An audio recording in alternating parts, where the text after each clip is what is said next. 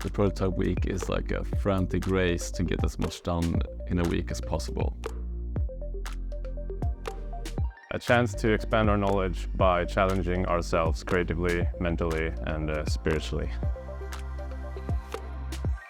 This week we wanted to explore building a real-time multiplayer game and everything that comes with those challenges. So a lot of people here are gamers, and building a game server is like a really interesting topic to work on. The problem we want to investigate is how many players can we support in this home-built multiplayer game.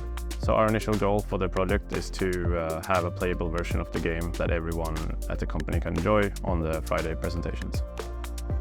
So the first few days we started researching what goes into building a real-time multiplayer game.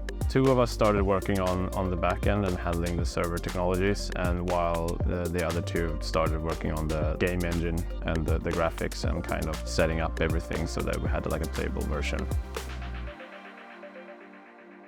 So the game client is the actual game. So each player has their own client, and then all the clients connect to the server, and then the game starts. Some clients might render more slowly than others, and we fix that by building an algorithm that determines the future player movement, basically. So some part of the rendering comes from the server and some come from the client, and then when you combine that, you will get like a good, smooth experience for all players. For the client, we used the Flutter Flame engine, which is a new way of building cross-platform games, basically. And for the backend, we landed on using Golang because of the concurrency and speed that it allows. The final product is a real-time multiplayer space shooter game, kind of like Asteroids, the classic, in a multiplayer fashion, where you can play with up to, hopefully, 100 players at the same time.